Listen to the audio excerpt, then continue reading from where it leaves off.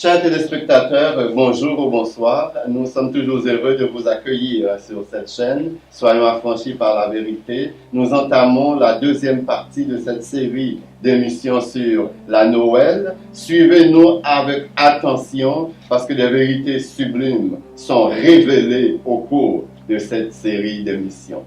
Tout à fait. Même au verset, je vais commencer au verset 16. Ok. Tous ceux qui resteront, toutes les nations venues contre Jérusalem monteront chaque année pour prosterner devant le roi, l'Éternel des armées, et célébrer la fête des tabernacles. Au verset 17, il y a des familles de la terre qui ne montent pas à Jérusalem pour se prosterner devant le roi, l'Éternel des armées. La pluie ne tombera pas sur elle. Ça veut dire que tout le monde est convoqué, toutes les familles. Si la famille de l'Égypte ne monte pas, si elle ne vient pas, la pluie ne tombera pas sur elle. Elle sera frappée de la plaie dont l'Éternel frappera les nations qui ne monteront pas pour célébrer la fête des tabernacles. Donc, c'est clair, là on est en plein règne millénaire. Oui. Zacharie est en plein règne millénaire et on voit que pendant ce règne millénaire, la fête des tabernacles sera célébrée. Et je vais encore plus loin. À la fin du règne millénaire de Yeshua sur terre, la Bible dit il va remettre son trône à son Père. Et là, nous rentrerons dans l'éternité. Le Père, le Fils et le Saint-Esprit viendront faire leur demeure parmi nous. Et cela va se produire encore une fois pendant la fête des tabernacles. Nous ne savons pas le jour que Yeshua va établir son règne millénaire. Nous ne savons pas l'heure, mais nous avons une échelle de temps à l'intérieur desquelles cela va s'établir et c'est clair et c'est limpide comme de l'eau de source que le règne millénaire commencera pendant la fête des tabernacles et nous rentrerons dans l'éternité où le Père, le Fils et le Saint-Esprit vivront parmi nous. Cela commencera aussi pendant la fête des tabernacles. Donc, chers téléspectateurs, Yeshua est né le 15 du mois de Tishri, le 7e mois du calendrier biblique, ce qui correspond au 29 septembre de l'an 3 de notre calendrier grégorien ou julien. Donc, vous adorez n'importe quoi lorsque vous dites que Yeshua, le 25 décembre, vous célébrez la naissance de Yeshua. Vous célébrez la naissance de Tammuz, vous célébrez la naissance du dieu soleil Nimrod, du dieu Ra, du dieu Moloch, du dieu soleil, de toutes sortes de dieux, sauf le Dieu créateur de l'univers. Donc à partir d'aujourd'hui, et à partir de cette émission que vous allez écouter, et j'espère que vous allez aussi transférer et partager avec vos amis, si vous décidez de continuer à célébrer Noël, c'est un choix volontaire que vous faites pour adorer des faux dieux. Et vous n'adorez pas le vrai Dieu. Et d'autant plus, la naissance de Yeshua n'a jamais été célébrée par ses apôtres, par ses disciples et par les premiers chrétiens du premier siècle. Tout à fait. Les fêtes de l'Éternel et surtout la fête des tabernacles est une sainte convocation ordonnée par Yahweh pour lui rendre un culte raisonnable et un culte agréable. Noël, on revient à Noël. Les gens présument qu'il est nécessaire de célébrer la fête de Noël. Aujourd'hui, ils continuent à supposer que Yahshua est né le 25 décembre et que la Bible souligne cette date pour que les chrétiens l'observent. Ceci est une tromperie. Il y a certains faits dont nous devons avoir connaissance concernant la fête de Noël. Arrêtons d'agir dans l'ignorance. Nous qui sommes censés représenter la communauté chrétienne ou la nation chrétienne. Le mot Noël vient du latin natalis, N-A-T-A-L-I-S, qui signifie jour de naissance. Natalice, jour de naissance. Ce mot nous est apparu pour désigner une messe catholique. C'est l'Église catholique qui nous amène ça. Célébrons la naissance de Christ, mais d'où les catholiques tiennent-ils cela? De la célébration païenne du 25 décembre, l'anniversaire de Sol, le dieu du soleil.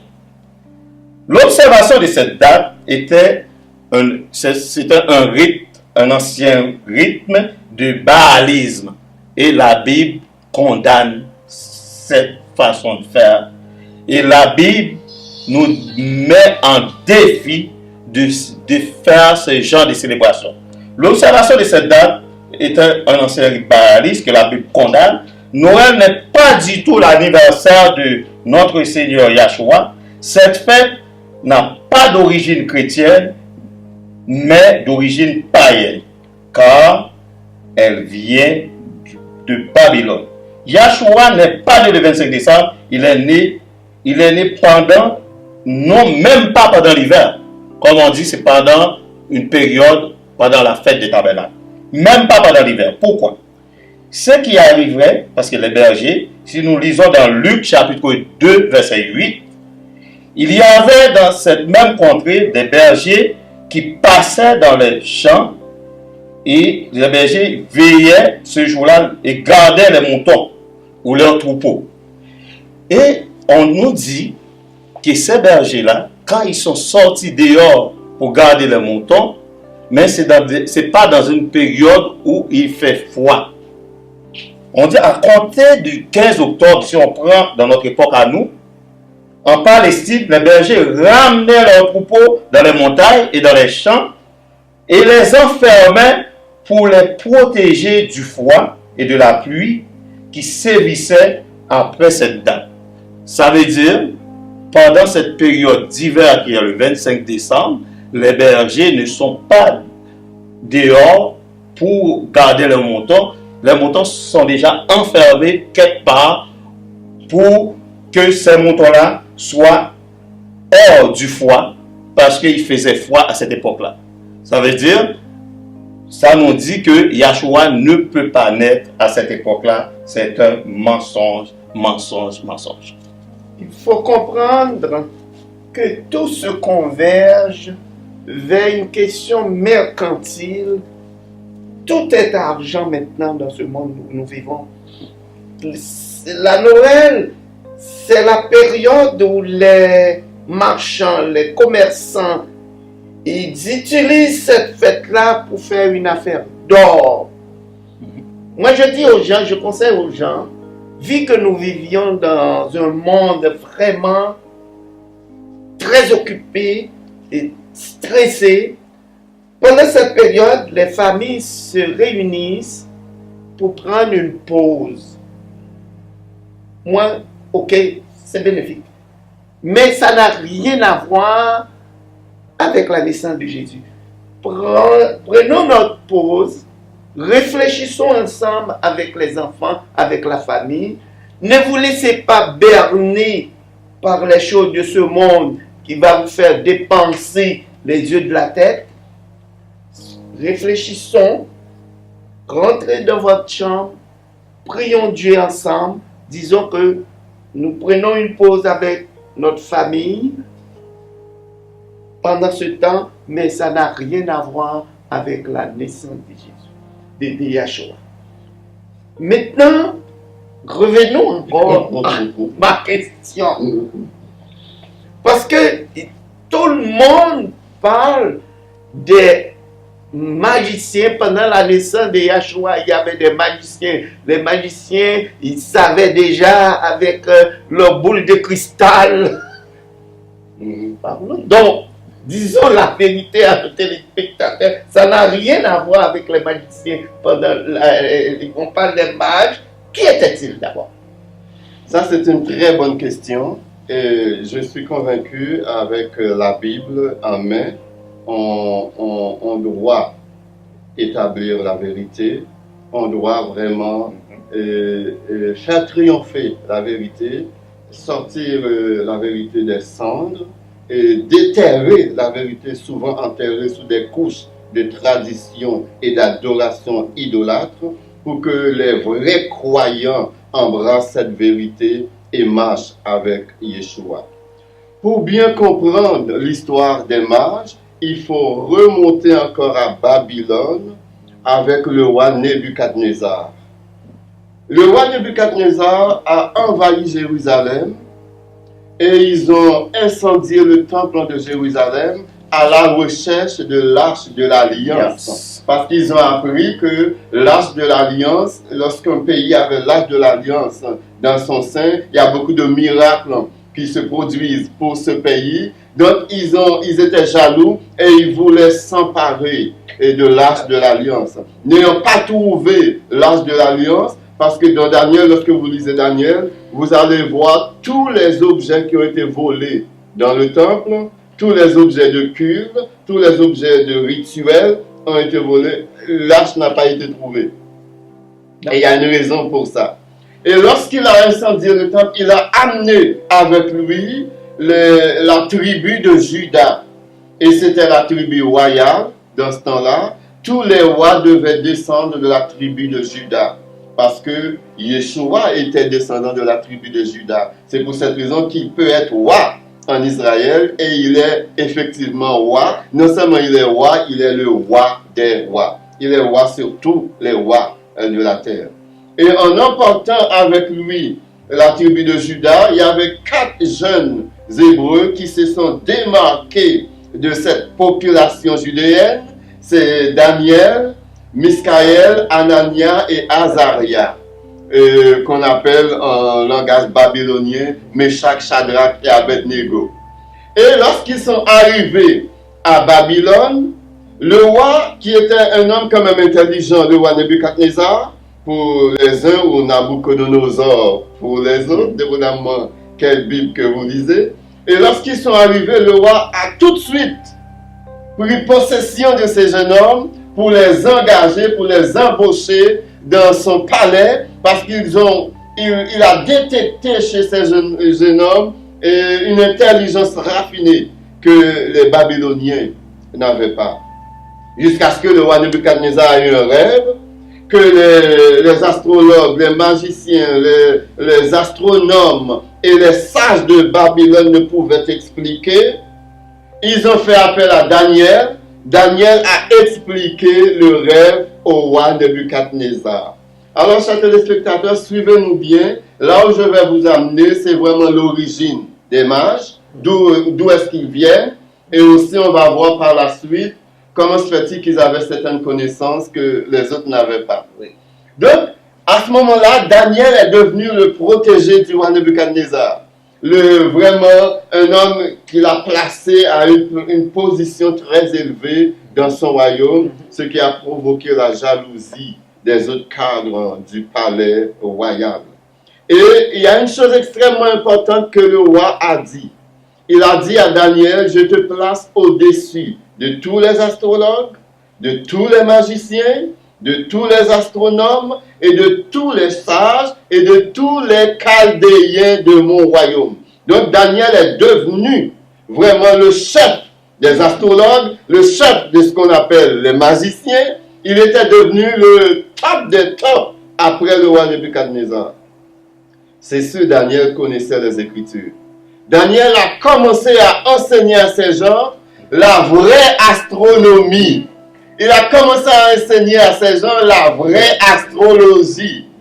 Il avait vraiment une connaissance poussée des astres dans le ciel, l'histoire des astres. Et dans Psaume 147, verset 4, est-ce que vous savez qu'il y a des milliards d'étoiles dans le firmament? Des milliards d'étoiles. Il y a environ, on nous dit qu'il y a environ 7 milliards d'êtres sur la terre. Il y a tellement d'étoiles que chaque être humain ou chaque être qui est sur la terre peut avoir à lui seul plusieurs milliards d'étoiles. Et dans Psaume 147, verset 4, la Bible dit « L'Éternel a donné un nom à toutes les étoiles. Et l'Éternel ne fait jamais rien pour rien. S'il prend son temps pour nommer toutes les milliards d'étoiles qu'il y a dans l'univers, il le fait pour une raison. Et on verra aujourd'hui pour quelle raison qu'il a nommé toutes les étoiles. Donc Daniel a commencé à enseigner vraiment aux Chaldéens, et il y avait beaucoup de Juifs aussi à Babylone. Donc parmi les gens qui étaient enseignés par Daniel, il y avait aussi des Juifs. Et les mages qu'on voit ici, ce sont des Juifs. Après 70 ans de captivité à Babylone, le peuple juif est retourné, mais il y a une partie de Juifs qui est restée à Babylone, qui n'est pas rentrée en Israël. Tout comme lorsque les Juifs ont laissé l'Égypte, il y avait une partie de Juifs qui ne sont pas rentrés, qui sont restés en Égypte. Donc cette partie de Juifs qui est restée à Babylone et qui a été enseignée par Daniel, et dans ce temps-là, Daniel était un homme extrêmement riche, mais il n'avait pas d'enfants, il n'avait pas de femme, et il avait beaucoup de richesses.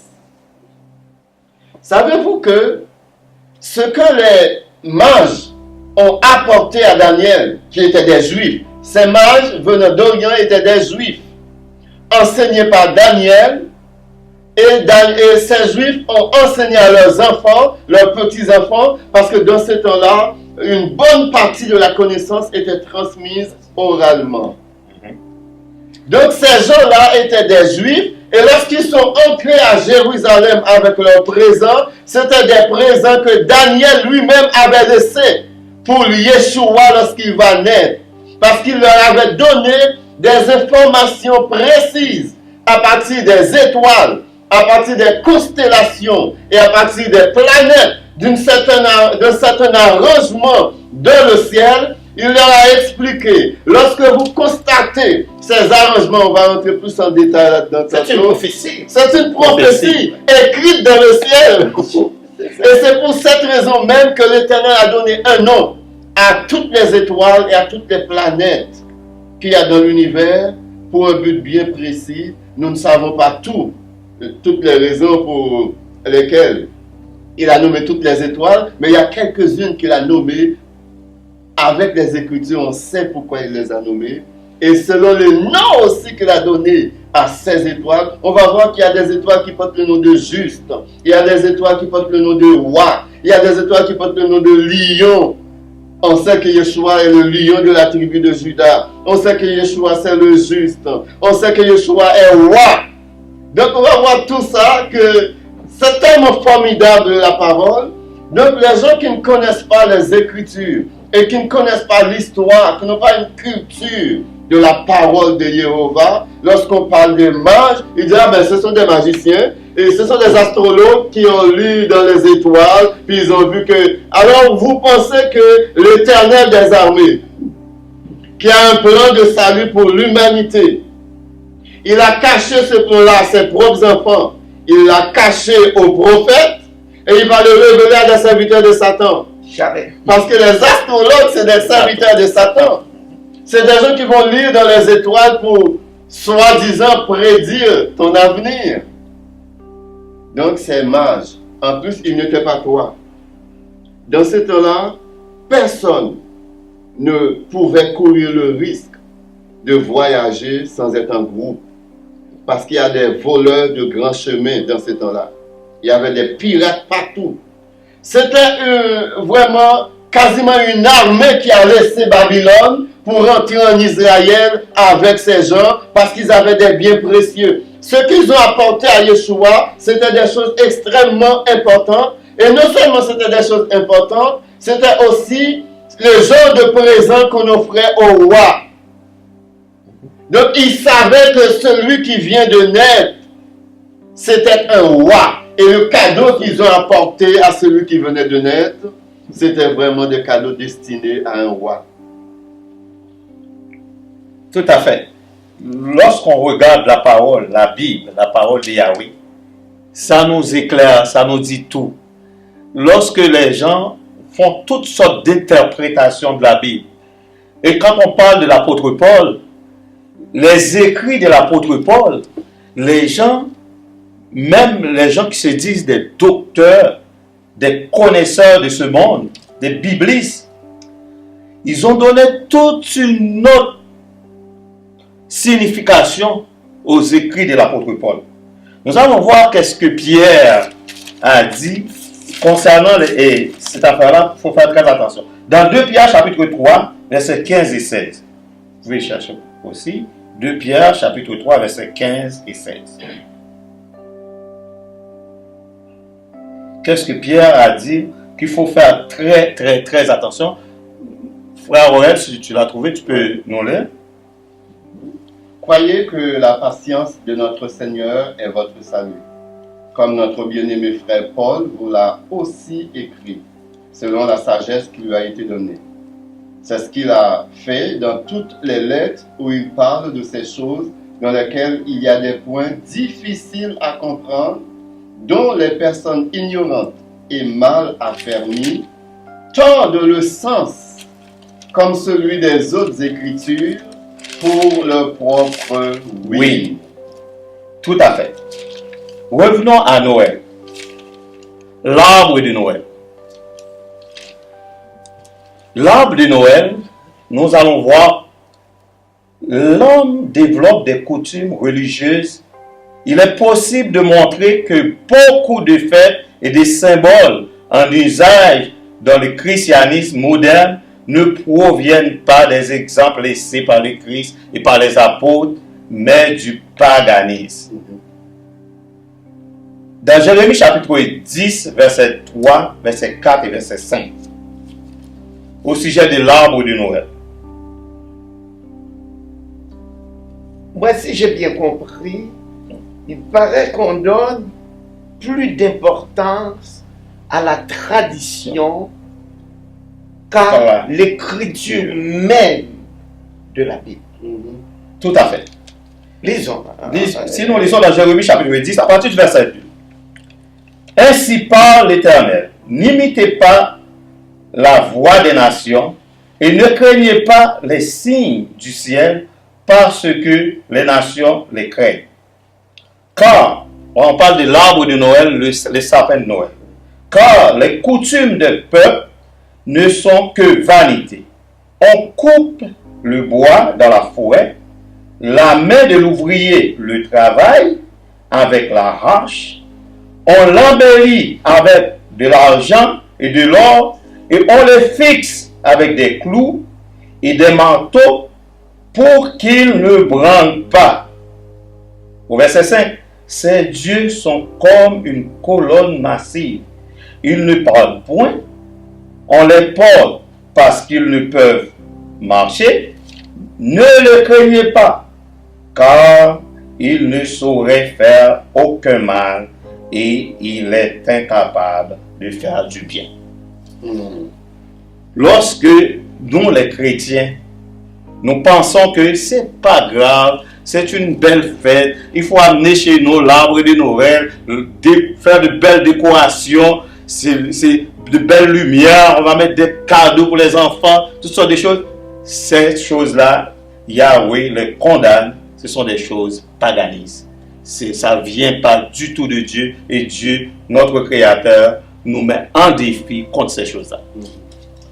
Pourquoi, moi, je pourrais dire, faisons une petite logique. Prenons le temps de réfléchir ensemble. Tout ce que nous venons de dire, Daniel, vous faites des recherches, vous faites des recherches, c'est pas dans un petit cahier de notes, c'est dans la Bible. Et vous arrivez avec des versets pour vraiment consolider ce que vous dites. Ce n'est pas des choses dans l'air, c'est dans la Bible. Nous savons tous que l'Église catholique nous a laissé avec beaucoup de traditions et le paganisme, ça fait boule de neige, vraiment, chez le catholicisme. Mais nous, les chrétiens, on se détachait du catholicisme, on dit qu'on va être différent. Moi, je ne vois pas la différence. On arrive avec toutes les saletés, on ne se débarrasse pas de la tradition du paganisme. Alors, qu'est-ce que le peuple veut? Moi, je dis pas, les dirigeants doivent diriger le peuple vers la vérité. Et c'est ce que nous cherchons, affranchissons-nous donc par la vérité. Et c'est ce que nous faisons avec vous. On cherche ensemble la vérité. Alors, c'est quel intérêt ils ont les dirigeants pour ne pas diriger le peuple vers la vérité? Il faut dire que Satan a ses propres théologiens, Satan a ses propres pasteurs dans le milieu dit évangélique, il a ses propres écoles de théologie, il a ses propres séminaires de théologie, il a ses propres universités théologiques. Donc, c'est un système bien ficelé et on baigne malheureusement le christianisme moderne du 21e siècle baigne dans un paganisme béant. Et souvent, les gens jouent à l'Autriche. Les gens se présentent comme étant des savants. Ils se présentent comme étant des gens extrêmement diplômés, extrêmement formés. Mais ils sont dans les mêmes rouages. Ils sont dans les mêmes paniers. Ils sont enfermés dans cette boîte de traditions humaines, de traditions mondaines et de traditions sataniques. Et semble-t-il que ça rapporte de l'argent. Parce que ça rapporte de l'argent, on ne veut pas perdre ses sources de revenus. Donc il faut maintenir les gens dans l'égarement. Il faut maintenir les gens dans l'aveuglement. Et on s'en fout de la parole du Seigneur, on s'en fout de la vérité, parce qu'aujourd'hui, l'argent devient un Dieu puissant. L'argent devient un maître, vraiment un maître imposé, Oui. et un maître qui est accepté par plus d'un, malheureusement. C'est pour cette raison, beaucoup de gens vont entendre cette émission et vont dire, mais qu'est-ce qu'ils racontent là les autres? Nous avons été élevés là-dedans. Nos parents ont célébré Noël, nos amis ont célébré Noël, nos grands-parents ont célébré Noël, nos pasteurs célèbrent Noël, même des écoles théologiques sont décorées pour célébrer Noël, la Maison Blanche est décorée pour Noël, le Parlement et les hôtels de ville sont décorés pour Noël. Mais qu'est-ce que vous racontez là? Mais nous racontons la vérité, nous racontons ce que la Bible dit. Lorsque vous adorez à Noël, vous n'adorez pas le vrai Dieu. Vous ne célébrez pas la naissance de Yeshua. Vous êtes en adoration devant une idole. Vous êtes en adoration devant un faux Dieu. Et on va répéter ça, on va marteler ça jusqu'à notre dernier souffle. Et il faut cesser d'adorer les faux dieux tout en prétendant que vous adorez le vrai Dieu. Oui.